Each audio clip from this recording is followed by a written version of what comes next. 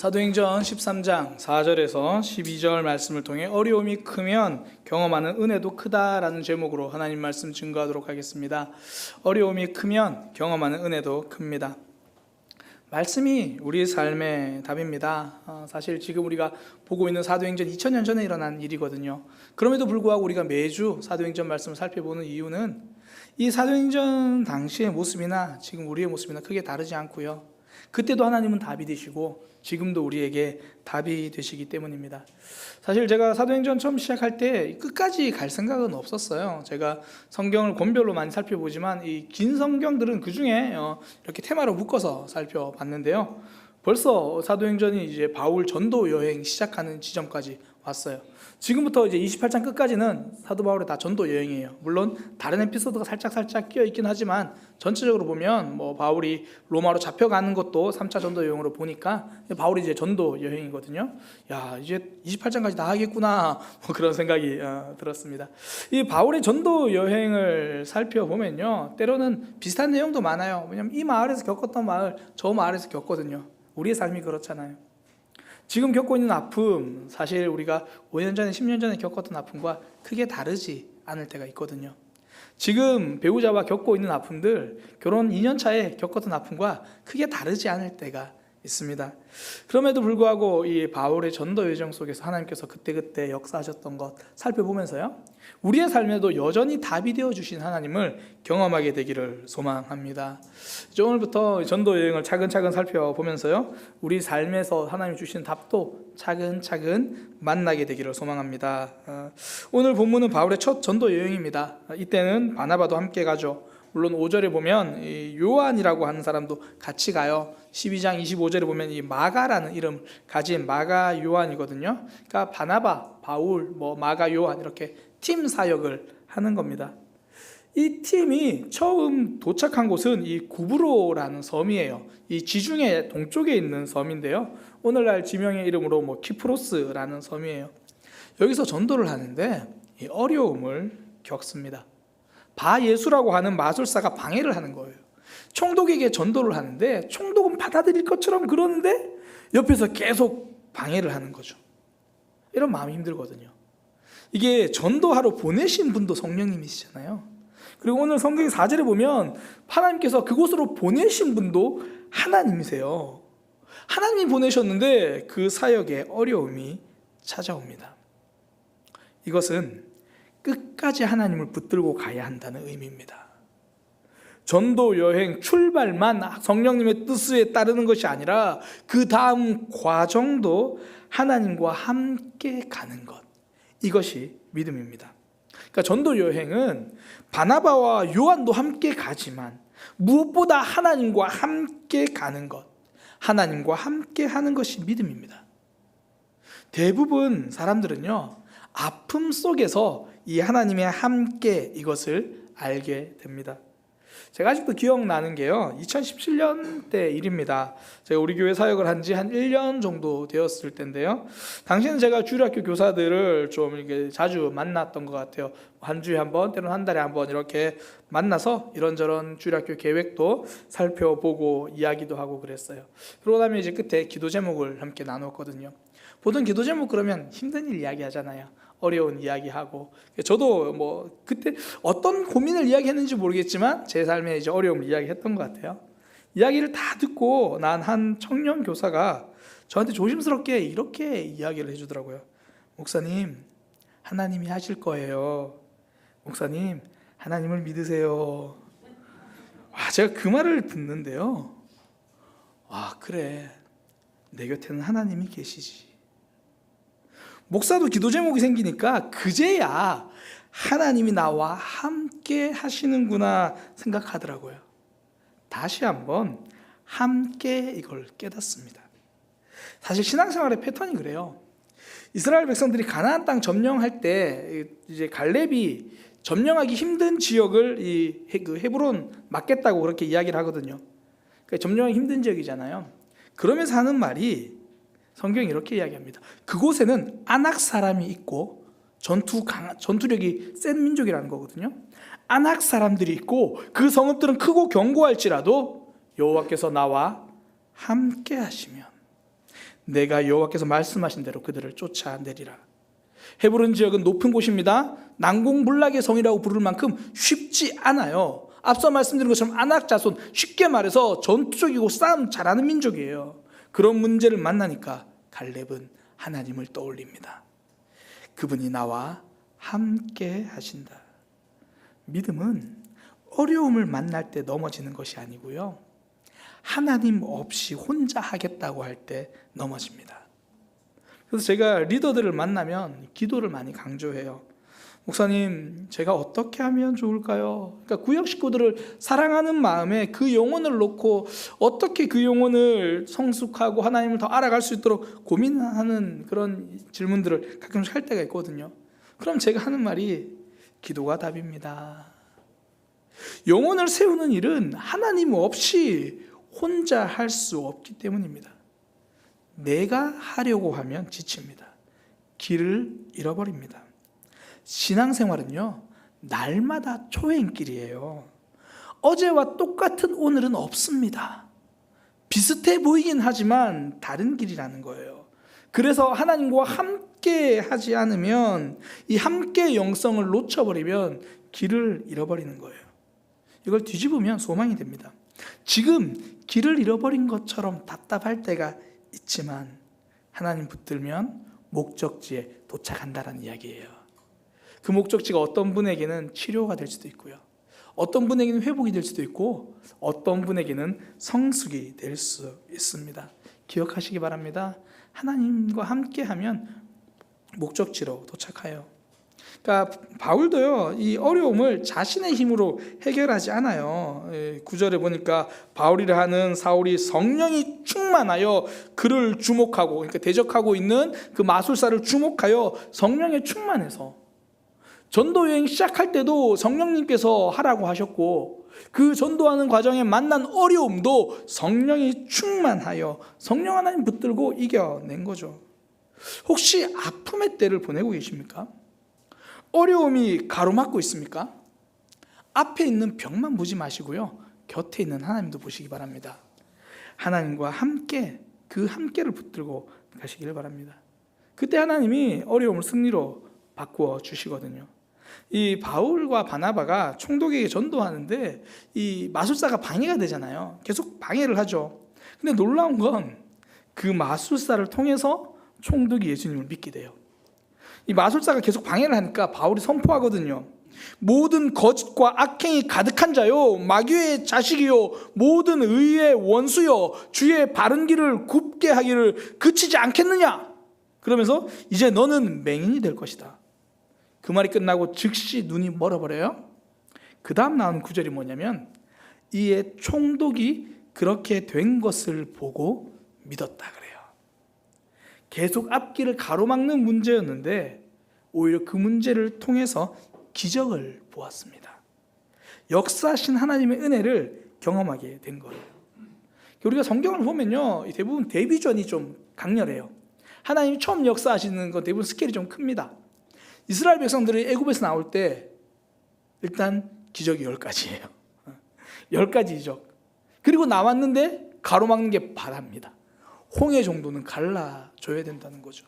그러니까 내 삶의 큰 어려움을 통해서 하나님은 이 모든 천지 만물을 창조하신 분은 하나님이다, 하나님을 경험하게 하는 거예요.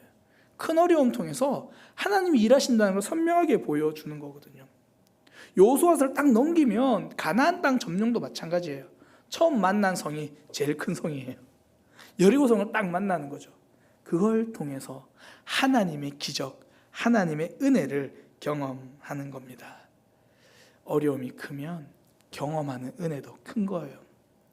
제가 이전에 설교 때 한번 언급했던 그 자매인데요, 어머니가 희귀암에 걸려서 이 어머니와 함께 교회로 오게 돼서 하나님을 경험해서 지금 신앙생활 잘하고 있다라는 제가 자매를 한번 소개한 적이 있어요. 며칠 전에 한 3월 6일인가요? 페이스북에 그 자매가 이런 글을 올렸더라고요. 아마 그 교회에서 이제 기도회가 있었나 봐요. 오늘은 기도회의 마지막 날, 마음속 깊은 곳을 터치하셨다. 엄마가 희귀암 진단받은 것은 분명 내 인생에서 제일 힘든 시기였지만 그 계기로 엄마랑 동생과 같이 부산 침례교회에 처음 발을 들이게 되었다. 엄마의 아픔은 슬프지만 하나님을 하나님을 만나게 된 계기라서 한편 감사하기도 하다. 방사선 치료도 정기 검사들도 아직 하고 서울까지 왔다 갔다 해야 하지만 엄마가 우리 옆에 있다는 사실만으로도 그 어떤 것으로도 그 감사를 대신할 수 있을까? 계속 기도할 수 있는 끈을 주시고 하나님 안에서 한 걸음 한 걸음 설 수 있도록 붙들어 주심에 눈물이 난다. 큰 어려움을 만났는데 그 어려움이 날마다 큰 은혜가 되는 거죠. 어떤 고난은요, 찾아오자마자 쉽게 해결되는 고난도 있어요. 채 아프기도 전에 해결되거든요. 근데 어떤 어려움은 시간이 필요한 일도 있습니다. 우리의 믿음이 없어서 해결되지 않는 것이 아니라 시간이 좀 쌓여야 해결되는 것도 있다라는 거예요. 그러면 그 시간 동안 아픔과 어려움을 그냥 방치해 두겠습니까? 방치해 두면요, 괜히 옆 사람 원망하고요, 내 삶을 원망하게 돼요. 어차피 시간이 필요한 일이라면, 그런 문제라면 그 시간 동안 하나님의 은혜를 체험하고 경험하는 시간으로 만드시기를 소망합니다. 이스라엘 백성들이 가나안 땅에 가려면 40년 시간 보내야 하거든요. 그 40년을 원망만 하며 보낼 수는 없잖아요. 우리에게도 그 40년 같은 시간 만나를 주신 하나님도 경험하고 메추라기를 보내주신 하나님도 경험하며 은혜를 발견하는 거죠. 이스라엘 백성들이 광야를 건널 때요, 아말렉 사람들이 공격을 합니다. 이게 안 그래도 힘들고 지친데 옆 사람이 공격까지 해요. 그럼 정말 힘들잖아요. 정말 지치거든요.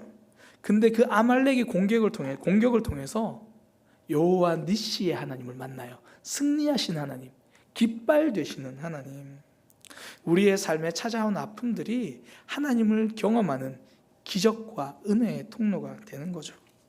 제가 지난번에 오즈의 마법사라는 동화 한번 말씀드렸잖아요. 그때 이제 도로시가 집으로 가게 된 건 그 은구두라고 말씀드렸어요. 이제 도로시가 집에 가는 법을 물었을 때 이제 은구두에 대해서 이야기를 해주거든요. 제가 뒷부분만 말씀드렸는데 그 앞부분의 대화가 이렇게 돼요. 그 착한 마녀와 도로시가 이렇게 대화를 합니다. 이제 저도 집에 데려다 주세요. 그러니 이제 착한 마녀가 너의 은구두가 집으로 데려다 줄 거란다. 구두가 지닌 마법의 힘을 진작 알았다면 오즈 나라에 온 첫날 집으로 갈 수 있었을 텐데. 착한 마녀의 이 말을 들은 허수아비가 이렇게 말합니다. 하지만 그랬다면 저는 훌륭한 뇌를 얻지 못했을 거예요. 농부의 옥수수 밭에서 평생 보냈을 거예요. 이어서 양철 나무꾼도 이렇게 말합니다. 그랬다면 도로시가 첫날 바로 가버리고 문제 해결됐다면 저는 따뜻한 심장을 얻지 못했을 거예요. 이 세상이 끝날 때까지 숲속 어딘가에 녹슨 채로 서 있었을지도 몰라요. 겁쟁이 사자도 말합니다. 그리고 저는 영원히 겁쟁이로 살았어야 할 거예요. 숲속의 동물들이 저를 따르지도 않았을 거예요. 어쩌면 우리에게 어려움이 없었으면 우리는 아직도 믿음의 겁쟁이로 살았을지도 모릅니다. 작은 바람에도 흔들리고 넘어지고 깨지고 그런 모습으로 살았을지 모릅니다. 무엇보다 도로시가 첫날 바로 집으로 갔다면 오즈의 마법사라는 이야기는 없었을 거예요. 믿음의 간증들의 공통점은 어려움 속에서 하나님의 은혜를 경험한 이야기입니다. 아픔은요, 우리 삶의 이야기를 만듭니다. 하나님과 동행한 이야기, 하나님께 응답받은 이야기. 성도는 어려움과 아픔 속에서 하나님의 은혜를 배웁니다. 기도 응답을 배웁니다. 저는 그러니까 우리 삶에서요, 한 두 가지 좀 이렇게 인정하면서 살아가기를 원합니다. 첫 번째는 어려움이 찾아올 수 있다. 어려움을 인정하는 거예요. 두 번째는 그 속에서도 하나님의 일하심이 있다. 하나님의 일하심을 인정하는 거죠. 첫 번째는 어려움을 인정하는 건데요. 바울이 전도 여행할 때 환영했던 사람들보다 거절했던 사람들이 더 많아요. 생명의 말씀을 들고 갔다가 생명의 위협을 받을 때가 많았습니다. 바울은 그 현실을 부정하지 않아요. 반대가 있다는 것을 인정했고요, 어려움이 있다는 것을 받아들였습니다. 그러니 벽 앞에서 돌아갈지언정 절망하진 않았습니다. 제가 가끔 이제 성도님들과 대화하다 보면 성도님들이 그렇게 말씀해 주세요. 목사님, 목회가 참 힘드시죠? 성도들 대해야 되고 사람들 대해야 되고 그런 게 참 힘드시죠? 그렇게 이제 말씀을 해 주세요. 그러면 저는 크게 힘들지 않다라고 대답을 합니다. 그게 제 믿음이 좋아서 그렇게 대답하는 게 아니고요. 원래 목회는 그런 거라는 걸 인정하기 때문에 그래요. 원래 목회는 사람 만나는 거고 영혼 대하는 거라는 거 인정하니까 그런갑다 하는 마음이 생기는 거예요. 사실 성도님들의 삶도 다르지 않거든요. 정말 특별히 극소수의 직업을 빼고는요, 대부분의 직업은 사람 대하는 직업이에요. 물건을 배달하는 택배기사님들 힘드신 이유가요, 생수를 들고 4층까지 올라가는 것도 힘들지만 왜 빨리 안 오냐고 전화하는 재촉 전화가 더 힘들거든요. 그 닥달하는 사람 때문에, 관계 때문에. 제가 한 번은 이제 아내와 고속버스를 타고 울산에서 서울로 올라오는 길이었는데요. 그 울산 근교에서 좀 차가 좀 막혀서 도착 시간보다 좀 늦어졌어요. 그 여주에서 경기도 좀 지나갈 때 그 버스 기사님이 전화를 받으시더라고요. 이제 그 스피커폰 비슷하게 이렇게 그 뭐라죠? 이거 안 보이게 하는 거. 그렇게 대화를 하시니까 대화 소리가 다 들려요. 대화 내용이 보니까 이제 뭐 고속버스로 물건을 받아야 되는데 왜 지금 늦게 도착했느냐, 뭐 그런 전화인 것 같아요. 기사님이 이렇게 대답하시더라고요. 한 20분 후쯤이면 도착하게 될 거예요. 그러면 20분 후에 또 전화가 오면 이해를 하는데 20분 후쯤이라고 저희는 분명히 들었거든요. 10분 후에 전화가 와요. 5분 후에 전화가 와요. 계속 전화가 와요. 그러니까 보면서 고속버스 기사님도 운전도 힘들지만 정말 사람이 힘들겠다. 전화 온 사람 없어도요, 같은 동료 기사들과 관계 쉽지 않거든요. 그러니까 직장 생활이 힘들다라고 생각하시는 분들의 공통점이 뭐냐면 관계가 이렇게까지 걸림돌이 될 줄을 생각하지 못한 분들이에요. 그러니까 대부분 모두는 관계거든요. 그걸 인정하면요, 쉬워요. 최소한 견딜 수 있어요. 아, 그런 거구나. 목회가 제가 어렵지 않다고 이야기하는 이유가, 좀 덜 흔들릴 수 있는 이유가 원래 영혼을 대하는 거구나, 이런 일이 있을 수도 있구나. 정호성 작가가 자신의 한 수필에서 그 수필 제목을 이렇게 잡았더라고요. 왜 하필 나에게 이런 일이 일어나느냐고 생각하지 말고 나에게도 이런 일이 일어날 수 있다고 생각하라. 어려움을 인정하라는 거예요. 그러면서 이렇게 말합니다. 나에게 좋거나 행복한 일만 일어나고 나쁘거나 불행한 일이 일어나서 안 된다고 생각하는 마음은 지극히 이기적인 마음입니다. 인생은 좋은 일과 나쁜 일, 기쁨과 슬픔, 행복과 불행이라는 실에 의해 짜여진 한 조각 옷감입니다. 기쁨이라는 옷감, 행복이라는 옷감만으로 만들어진 인생의 옷은 없습니다. 예수님의 제자 중에서도 가룟 유다가 있었습니다. 그런데 가룟 유다만 있었습니까? 베드로도 있었고 요한도 있었고 야고보도 있었습니다. 우리 삶에 아픔이 올 수 있다는 것을 인정하십시오. 그러면 그제서야 아픔만 있는 것이 아니라 은혜도 있다는 것이 보이는 거예요. 그 속에 위로도 있다는 것이 보이는 거예요. 우리 이렇게 교회 지체들 둘러보세요. 나에게 힘이 되는 사람들 정말 많잖아요. 이런 사람들이 있으니까 직장에서는 나를 좀 힘들게 하는 사람도 있을 수 있다라고 인정하는 거죠. 지금까지 나에게 응답해 주신 기도 제목 있잖아요. 그러니까 조금은 기다려야 되는 제목도 있을 수 있다는 것 인정하는 거죠. 검은 하늘을 올려다볼 용기가 있는 사람은 빛나는 별을 볼 수 있습니다. 지금 어려움이 있다고 인정하며 하나님께서 역사하시는 것이 보이는 거죠. 이렇게 어려움 인정하는 것, 또 이 어려움만 인정하는 건 아니고요, 하나님의 일하심도 인정하시기 바랍니다. 바울은 마술사에게 하나님의 일하심을 선포하잖아요. 이제 주의 손이 너의 위에 있어서 네가 맹인이 되어서 얼마 동안은 해를 보지 못할 거다. 하나님의 일하심을 인정합니다. 선포합니다. 제가 이 말씀을 묵상하면서요, 바울의 선포와 저의 기도 사이에 이 큰 간극을 보았습니다. 바울은 하나님 일하실 거라고 확신하고 선포하잖아요. 하나님 일하심을 분명히 인정하잖아요. 저는 아마 이렇게 기도하고 있었을 것 같아요. 하나님, 뭐 앞에서도 말 못하죠. 뒤에서 혼자서 이제 하나님, 저 거짓 선지자 입술을 막아주세요. 하나님께서 진리라는 것을 드러내주세요. 총독이 말씀을 받아들이게 도와주세요. 똑같이 하나님을 믿는데, 바울은 그 앞에서 인정하고 선포하고 있는데, 그 확신하고 있는데, 저는 확률적으로 하나님이 해주시길 그 일이 일어나기를 그냥 원하고 있는 거죠. 믿음은 확률이 아니라 확신입니다. 선포하는 거죠. 그 다음 일하실 분은 하나님이시다 받아들이는 거죠. 지금 내 삶에 찾아온 아픔과 어려움, 그 속에서 일하실 하나님을 선포하시기 바랍니다. 이것은 만용이 아니에요. 약속을 붙드는 거예요. 제가 아는 목사님 중에 이 선포 기도를 굉장히 강조하시는 분이 있어요. 하나님, 이 문제를 해결해 주세요, 이렇게만 기도하는 것이 아니라 예수님의 이름으로 선포하니 이 문제는 해결될지어다, 이렇게 선포하는 것. 사실 저에게는 익숙한 방법은 아니거든요. 하지만 힘이 느껴지잖아요. 목소리에서 힘을 말하는 게 아니라 믿음의 확신의 힘이 느껴지잖아요. 문제보다 크신 하나님을 고백한다면 그 하나님을 믿고 문제 해결을 선포하는 믿음의 삶이 되시기를 소망합니다. 골리앗 앞에선 다윗이 그렇게 했잖아요.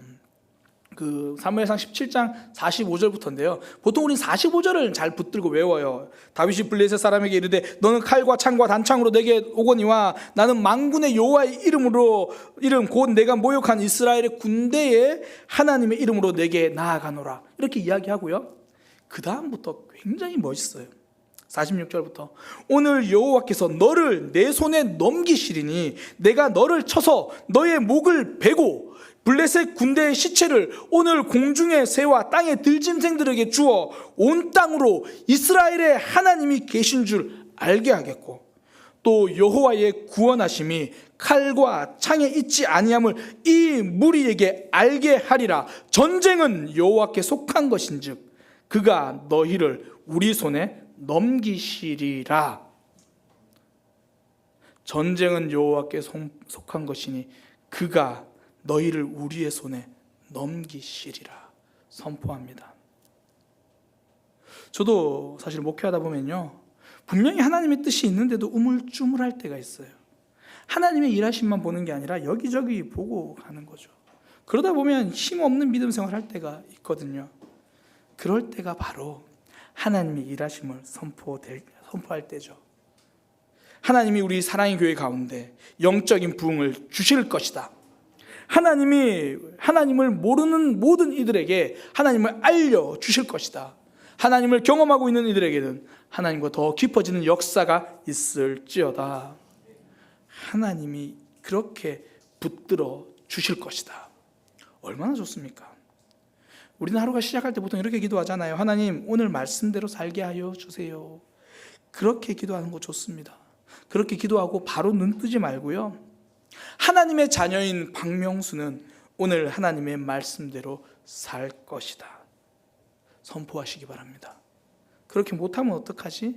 그렇게 고민하기 전에 그렇게 만들어주실 하나님의 일하심을 인정하고 확신하고 선포하는 거죠. 물론 가끔씩 이 선포 기도를 이상한 주문처럼 바꿔버리는 사람들이 있어요. 나는 몇 월 며칠에 꼭 결혼하게 될 것이다, 이렇게 자기 욕심처럼 주문처럼 외우란 말이 아니고요, 하나님이 나의 삶을 붙들어 주실 것이다, 하나님의 일하심을 인정하고 선포하라는 겁니다. 똑같이 평소처럼 기도하십시오. 그리고 하나님께서 이 문제를 해결하실 거라고 선포하십시오. 확률적으로 될까 안 될까가 아니라 우리 하나님은 하신다라고 확신하고 너는 내게 부르짖으라 내가 내게 응답하겠다는 그 하나님을 선포하시기 바랍니다. 하나님 인정하세요. 그 인정을 고백과 선포로 바꾸는 거죠. 우리의 삶에요, 날마다 어려움이 찾아와요. 우리가 숨쉬는 모든 순간에 아픔 찾아오거든요. 근데 그 아픔이 결국 하나님의 은혜를 경험하는 통로가 됩니다. 그러니 어려움이 있다는 거 우리 인정합시다. 내 삶에 이런 아픔 찾아온다는 거 받아들입시다. 그러나 그 속에 하나님은 여전히 일하신다는 거 선포합시다. 그 하나님 바라보고 가는 거죠. 우리가 찬양으로 그 하나님을 고백했으면 좋겠어요.